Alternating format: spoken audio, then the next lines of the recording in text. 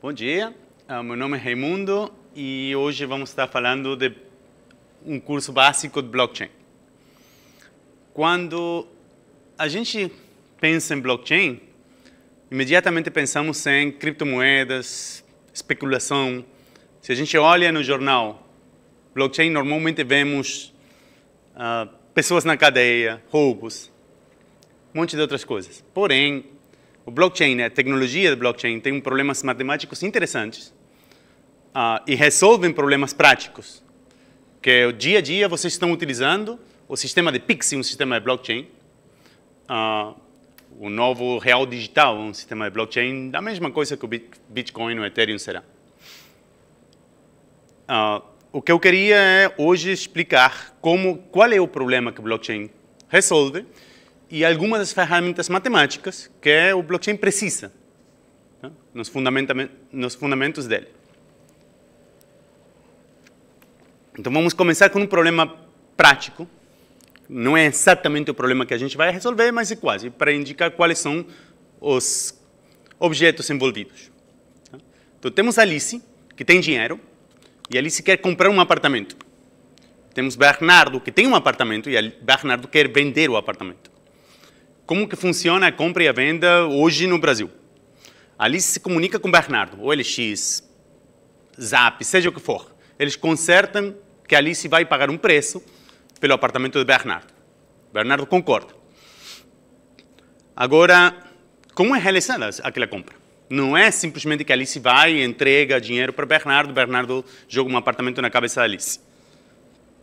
Na vida real, a Alice não vai estar com uma mala enorme de dinheiro, porque os apartamentos na cidade são caros. Se ela estivesse com uma mala com dinheiro, muito provavelmente seria ilegal aquele dinheiro.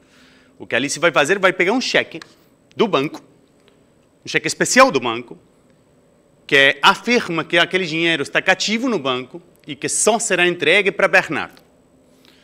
Aí a Alice vai com aquele cheque para Bernardo e Bernardo pega os papéis do apartamento que estão assinados e certificados pelo cartório. Aí o cartório é que certifica que as assinaturas de Bernardo são certas e que o último proprietário do apartamento é realmente Bernardo e está em condições de vendê-lo. Que não tem nenhum antecedente legal, criminal, etc. Aí eles dois intercambiam esses papéis. Alice dá o cheque para Bernardo, Bernardo dá o papel para Alice. E já temos dois intermediários. Bernardo não acredita na Alice, que a Alice tem o dinheiro, mas acredita no banco, acredita naquele cheque do banco que ele vai receber o dinheiro quando depositar aquele cheque no banco. A Alice não acredita em Bernardo, mas acredita no cartório, e o cartório está certificando que Bernardo é o proprietário e consegue vender o apartamento. Ainda assim, a história não acaba. Bernardo, nesse momento que a Alice pegou o papel, Bernardo poderia ir para uma outra sala, do outro lado, e vender o mesmo apartamento imediatamente. Como é que a gente prevê que Bernardo venda aquele apartamento de novo? Alice vai rapidamente com aquele papel certificado pelo cartório, que ela comprou aquele apartamento, vai no registro geral de imóveis e ali o registro geral de imóveis verifica todos os papéis, verifica com o cartório e depois de uma semana queda assentado que Alice é a nova proprietária do apartamento. E agora Bernardo já não pode mais vender aquele apartamento. Okay? Então, para uma compra simples de um apartamento, que tinha que envolver duas pessoas, estão envolvidos o banco, para certificar que a Alice tem dinheiro, o cartório, para certificar que o Bernardo é o proprietário do cartório, é o último proprietário do cartório, e o registro geral de imóveis. O que o blockchain visa é viabilizar essas compras sem nenhum intermediário, sem nenhum agente intermediário que as pessoas devam acreditar. Finalmente, quero mencionar de novo aquele registro geral de imóveis, porque ele joga um papel especial aqui. Não só serve para provar para os dois agentes interagindo, que são Alice e Bernardo, serve para comprovar para qualquer um. Se Alice, no terceiro dia no apartamento dela, está morando já no apartamento que comprou de Bernardo, chega alguém reclamando que ele alugou o apartamento no Airbnb, Alice pode provar, não, vamos ligar à polícia, porque eu sou a proprietária. Como que eu provo que eu sou a proprietária? Aqui está a certidão, vamos ao registro geral de imóveis para verificar que eu sou a proprietária. registros gerais de imóveis não só serve para comprovar na compra entre as duas pessoas envolvidas, serve para comprovar para qualquer outra pessoa que queira que a Alice é a proprietária do apartamento. Então, o que eu quero é desenhar um sistema sem o banco, sem o registro gerais de imóveis e sem o cartório, para poder fazer uma transferência desse tipo. Vamos fazer um sistema um pouco mais simplificado da mesma coisa, simplesmente para poder analisar matematicamente. Okay? Então, o que queremos é desenhar um sistema de pagamentos. Um sistema de pagamentos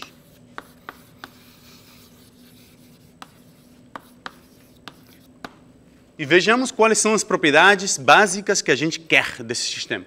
Tá? Para, pelo menos, modelar o mesmo sistema que a compra que a Alice fez, ou similar. Então, o primeiro que queremos é alguns usuários do nosso sistema. Neste caso, são Alice e Bernardo. E eles, o que têm, são identidades.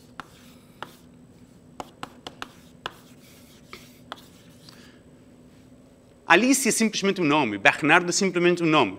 Para o sistema legal brasileiro, quem é a proprietária do apartamento é Alice, com CPF, número tanto, assentado em tal lugar, RG tal que for, Bernardo com passaporte tal ou qual. A identidade é o que identifica realmente eles, e aquela identidade, eles que possuem. Eles têm que ir com aquela identidade a todo quanto lugar para comprovar que eles são quem eles dizem ser. Então, os usuários estão identificados de algum jeito e temos que falar como é aquela identidade. Neste caso, era Alice e Bernardo. O que queremos permitir àqueles usuários é fazer transações.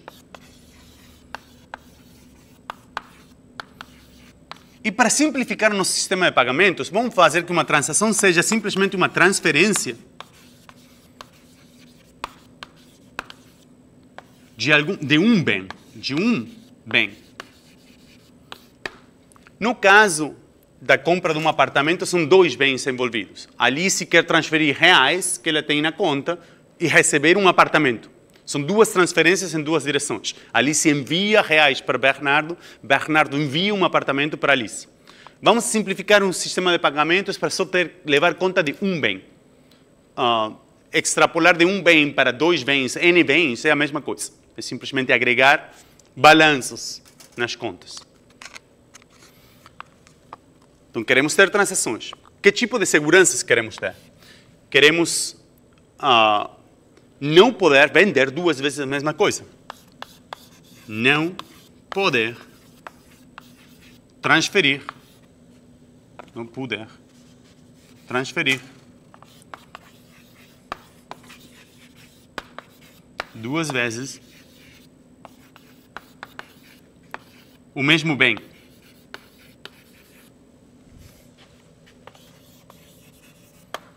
Isso que garantizávamos, não permitindo o Bernardo vender o mesmo apartamento duas vezes. E o banco garantiza também que o dinheiro está cativo na conta da Alice e só será entregue para o Bernardo. O banco garantiza que aquele dinheiro a Alice não pode estar gastando nesse momento. Que outras coisas queremos ter? No último momento, o que pedíamos era que a Alice pode comprovar quanto que ela tem para todo mundo. Os usuários podem provar que possuem o bem. Que possuem o bem. E eles querem comprovar que possuem o bem sem necessidade de o registro geral de imóveis. No caso do apartamento, uma vez que a Alice comprou, para comprovar que ela é a proprietária, precisa do registro geral de imóveis. A gente quer um sistema de pagamentos onde ela possa comprovar para todos os outros usuários que ela é a proprietária. Tá? Minimizando o número de agentes externos. Nesse caso, queremos ter 0 agentes externos. Então, vamos a desenhar esse sistema aos poucos e vamos a tentar de atacar o sistema que a gente vai desenhando para ver como agregar questões de segurança naquele sistema. Tá? Então, vamos a fazer o único pedacinho de matemática que é, no primeiro ponto, que é identidades. Então, vamos começar a falar de identidades, e isso leva para o backbone de blockchain, uma coisa que está de fundo em todas as blockchains, que são assinaturas criptográficas.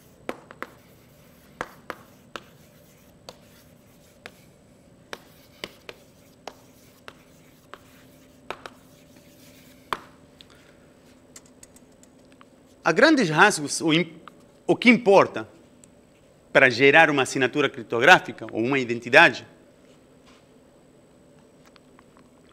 é o fato de que existem funções que são fáceis de calcular, de computar, e muito difíceis de computar a inversa dessas funções, de inverter.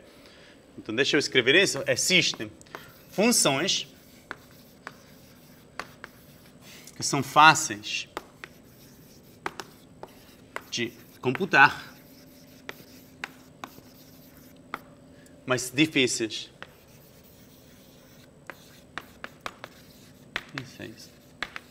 de inverter.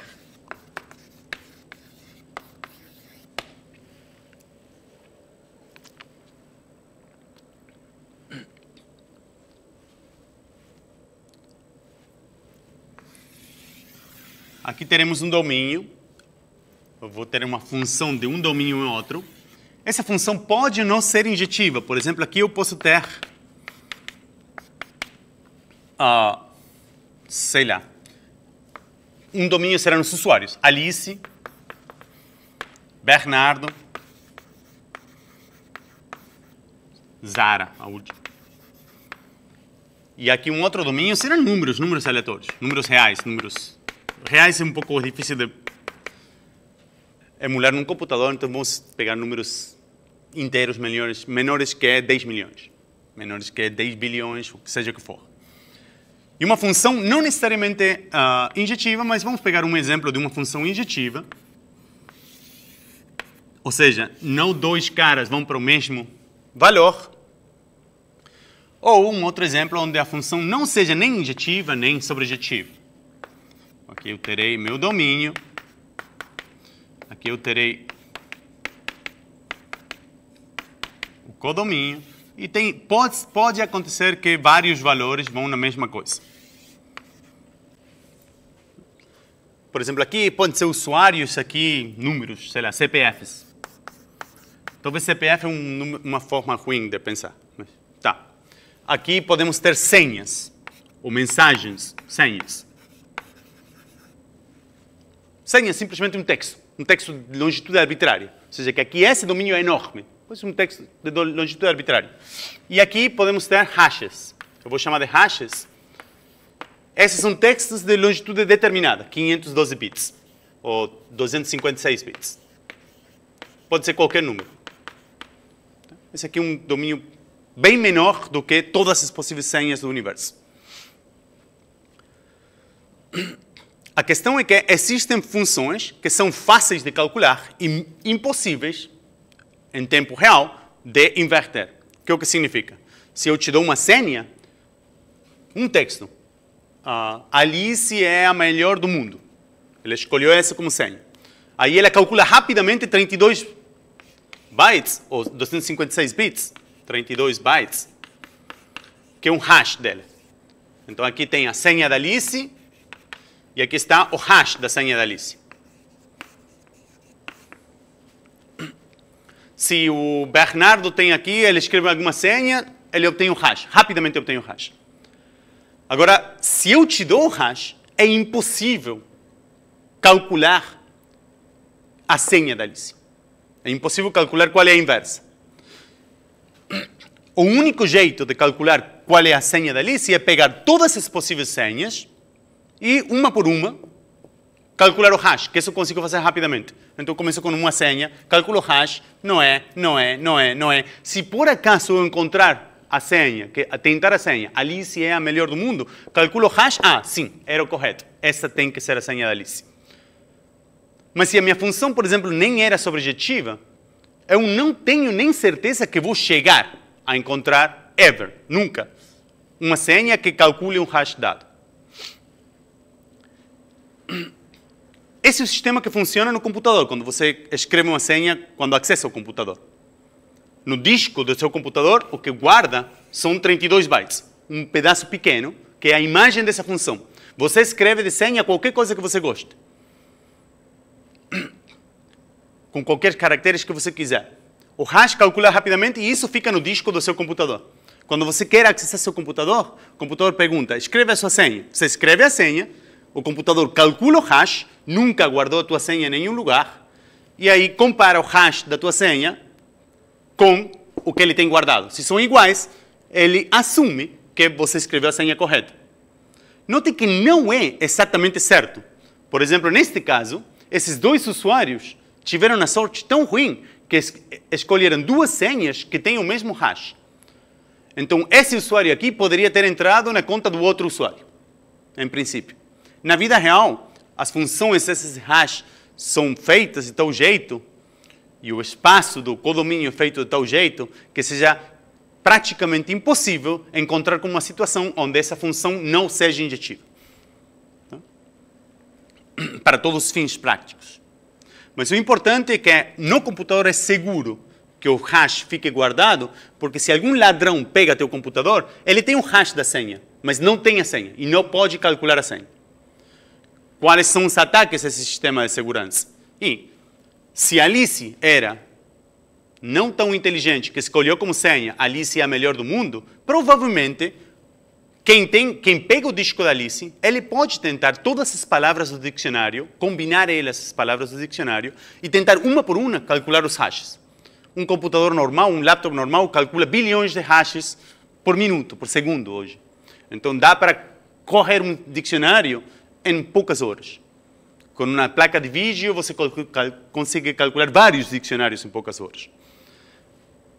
Então, por isso que a gente pede para colocar senhas com caracteres especiais e agora tem senhas que são em hardware e não são em passwords. Porém, ok. Esses são o tipo de funções que a gente vai usar e estou mencionando hashes constantemente porque a gente vai usar hashes.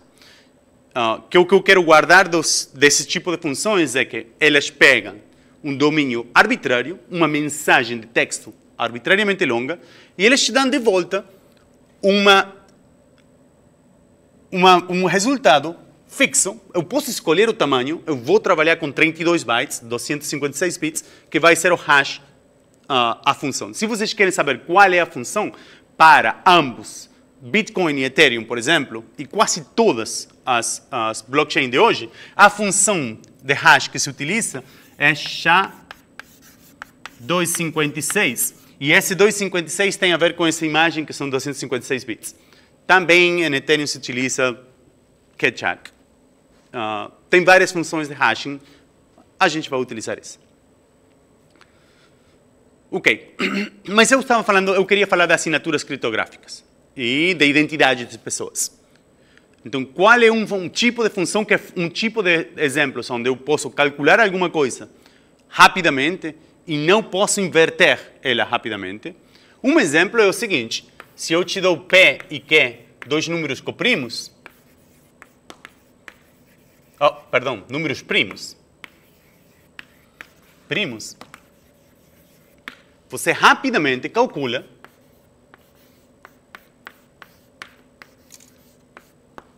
o produto deles. Isso é trivial de calcular. A inversa não é trivial de calcular. Se eu te dou um número n e te falo, esse n é o produto de dois primos, encontra os primos. Quando n é da ordem de 10 milhões, é fácil. Um celular faz em menos de um microsegundo. Mas quando n é da ordem de 2 a la 4.096, que isso é vários milhões de vezes o número de átomos no universo. Vários trilhões de vezes o número de átomos do universo. Quando n é desse tamanho, não dá para fazer rapidamente, encontrar o P e o Q, então que o produto é o n. De fato, acreditamos que em computadores usuais, não computadores quânticos, não dá para fatorar esse número no tempo da idade do universo. Por isso que sentimos certeza com esse sistema criptográfico hoje, com computadores usuais. Tá, esse é um setup, como tínhamos antes, de uma função que é fácil de calcular, impossível de inverter, em termos práticos. Dada essa situação, o que a gente vai fazer é Alice, neste momento, está calculando a identidade dela. Ela escolheu dois números primos bem grandes, dessa ordem. Tá? Calcula lambda, que é o mínimo comum múltiplo desses dois números. P-1 e Q-1 não são primos agora, exceto no caso que P ou Q sejam 3, P-1 e Q-1 não vai ser primo. Tá? Esses dois vão ser números pares, exceto no caso que algum dos dois números primos que vocês escolherem é muito pequeno. Esse aqui é o mínimo comum múltiplo desses dois números. E esse lambda é segredo. É fácil de calcular, é super fácil de calcular pelo processo de Euclides, uma vez que você conhece P e Q. Isso é rápido de calcular. Mas não dá para calcular o lambda dado o n. Daqui, Alice vai escolher um número E que é menor que n. Qualquer um. Tipicamente, esse cara aqui é da ordem de 65.000. Para todos os fins práticos. Pode ser, aqui estou fazendo, o E não pode ser 0, o E tem que ser pelo menos 2, pelo menos 3. E de fato, tem que ser menor que lambda, não menor que n. E normalmente é da ordem de 65.000. Esses primos P são escolhidos suficientemente grandes, do jeito que esse lambda também é bem maior do que isso. Esse lambda é dessa ordem, 4.026. E esse número é arbitrário. A Alice pode escolher qualquer que ela quiser, é público. Esse número vai ser a senha pública dele. Uma vez que ela escolhe faz essa escolha, ela tem o P e o Q, calculou o N, calculou o N e o E são públicos. Essa é a identidade da Alice. E esse é público. Então, agora, Alice é simplesmente um nome para identificar que a gente chama o usuário NE. Esses dois números são realmente a identidade da Alice. É tipo o CPF da Alice. Mas, uma vez que temos isso, o que a Alice pode fazer e ninguém outra pessoa pode fazer, porque a Alice tem acesso ao P e ao Q, é ela resolve a equação, ela encontra o número D, tal que o D por E tenha resto 1 na divisão por N. Na divisão por lambda, perdão. A Alice resolve essa equação.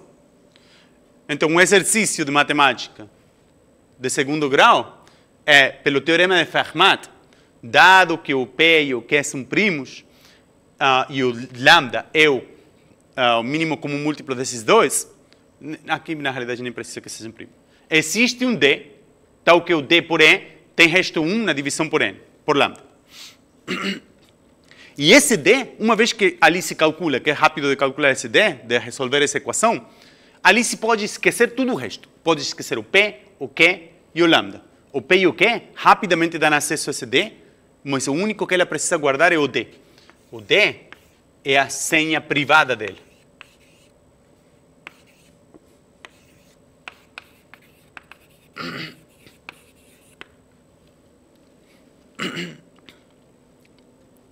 Ok. Então, agora, meus usuários, os usuários do nosso sistema, cada um deles seguiu esse procedimento. Eles publicam a senha pública deles, que é o par NE, e eles guardam a senha D, que é a senha privada deles. Agora, o Bernardo, se o Bernardo quiser enviar uma mensagem para Alice, como que ele faz? O Bernardo quer publicar uma mensagem encriptada de tal jeito que só Alice consiga ler aquela mensagem. Como que o Bernardo faz? Bom, primeiro, o que é uma mensagem? Uma mensagem é uma sequência de caracteres. Vocês conseguem transformar esses caracteres em números, simplesmente uns e zeros seguidos. Se a mensagem fosse muito grande, essa sequência de número em binário vai ser maior que o número n. Então vocês têm que cortar, mas o n é um número muito grande de todo jeito. Mas o que normalmente fazem é cortam. Tá? Se vocês utilizaram mais do que 4.096 bits, Vocês cortam as mensagens em pedaços que utilizam cada um dos pedaços 4096 bits. Tá? E agora encriptam cada um das mensagens por separado. Então, como o problema é o mesmo, se pode calcular em paralelo, vamos assumir que a mensagem é simplesmente um número entre 0 e n. É um número que utiliza menos que 4096 bits. Dada uma mensagem que o Bernardo quer enviar para a Alice, como que é? Ele encripta a mensagem para que só a Alice possa ver. Então, o Bernardo pega o M e faz uma conta muito rápida, que é, ele pega o E, que é público da Alice, da clave pública da Alice, da senha pública da Alice, e olha o resto da divisão desse número por N. São números muito grandes esses. Mas ainda assim, dividir números e elevar um número a alguma potência são coisas que se podem fazer muito rapidamente. E isso define esse número C. Esse C é por inglês de ciphertext. Esse C é a mensagem encriptada que o Bernardo pode enviar para todo mundo, ou C, com certeza de que só Alice, ou só uma pessoa que conheça a senha privada da Alice, vai conseguir desencriptar. Então, esse C é o que o Bernardo envia para todo mundo. Agora, Alice pega essa mensagem, o C, que é enviado para ela. Isso é a encripção. E o Bernardo encripta com a senha E de encripção, que é a pública. Como que a Alice desencripta aquela mensagem? A Alice pega o C e ela quer ler a mensagem. Então, o que ela faz, e só ela pode fazer, é elevar C a la D. Ela conhece a senha privada dela, que é o D. Agora, C elevado a la D, no resto, módulo N, é a mesma coisa que a mensagem original elevado a la E, que isso é C, elevado a la D. Que isto é a mesma coisa que E elevado a la E por D, módulo N. E um bom exercício é ver que se o D por E era congruente a 1, módulo lambda, que era o mínimo comum múltiplo desses dois números, isso implica que o M elevado a la E por D vai ser congruente a M, ou seja, vai ter o mesmo resto que o M na divisão módulo N. E isto é utilizando um teorema de Fermat. Um teorema simples de Fermat, não é aquele teorema famoso. Os dois teoremas são famosos, mas não é aquele teorema famoso de curvas elípticas que foi resolvido há alguns poucos anos. Levou 300 anos sem ser resolvido. Um teorema pequeno de Fermat dá para provar isso. Ou seja, Alice pegou a senha encriptada, utilizou a senha privada, calcula o resto na divisão por N e ela sabe, consegue ler a mensagem original de Bob. Tá, então temos um sistema que permite aos usuários do sistema enviar e receber mensagens encriptadas que cada um deles eles pode ler. Mas não estamos resolvendo o problema original que queríamos resolver, que era identificar, assinar alguma coisa, provar, eu sou Alice. Como Alice pode enviar uma mensagem para Bob? A gente já resolveu o problema de como Alice envia uma mensagem para Bernardo, que só Bernardo consiga ler. Alice encripta com a clave da senha pública de Bernardo. Mas como faz Alice para enviar uma mensagem a Bernardo, provando que é Alice quem escreveu a senha de Bernardo, quem escreveu a mensagem? Tá? Qualquer um pode escrever uma mensagem para Bernardo encriptando com a senha pública dele. Mas eu quero provar ao mesmo tempo que sou Alice que está enviando essa mensagem. Então, o que a Alice faz para enviar uma mensagem para Bernardo, encriptado ou não, e isso é o que é assinar. O que a Alice faz é o seguinte, a Alice tem uma mensagem. Eu não sei se a mensagem da Alice quer que seja pública ou não. Então, realmente não sei se a Alice quer que aquela mensagem seja pública ou não. Então, o que pode fazer a Alice é pegar o hash daquela função. Ela guarda a mensagem dela, mas pega o hash dessa função. Agora são 32 bytes, que pode ser muito menor que o tamanho da mensagem nessa. E o que ela faz é pega esse hash e ela encripta com a senha privada dele. Então, envia para o Bob a assinatura, que é o hash da mensagem, elevado a la D, e o resto na divisão por N.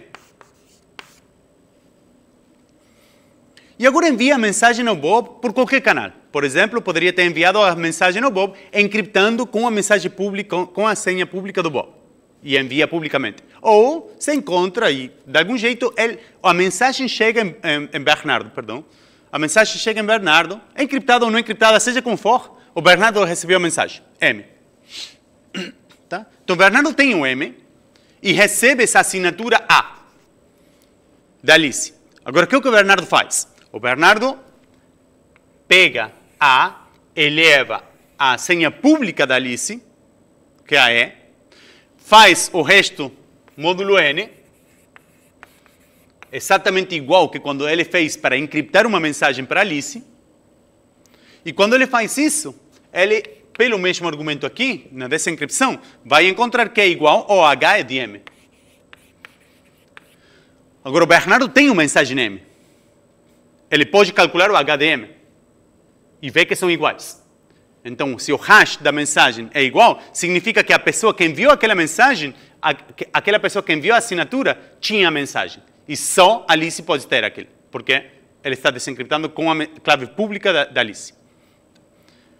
Okay? Então, agora temos um sistema onde mensagens de Alice pode enviar mensagens publicamente para todo mundo, encriptados ou não encriptados, mas aquelas mensagens podem vir com uma assinatura. E qualquer um que pegue tal mensagem pode ter certeza absoluta que Alice foi quem assinou aquela mensagem. Alice é a proprietária daquela identidade. E Alice, isso é uma arma de dobre gume, né? Porque qualquer um pode pegar tal mensagem e agora enviar para qualquer outro, e essa mensagem vai ser de Alice. Então, se a mensagem é pública, Alice, qualquer pessoa pode aparentar ser Alice, porque está assinada por Alice. E ninguém vai ter dúvida de que quem enviou aquela mensagem tinha a senha privada da Alice. Okay? Bom, então esse vai ser o primeiro ponto do nosso sistema. E vamos dar uma paradinha aqui de uns minutos e vamos continuar daqui a pouco.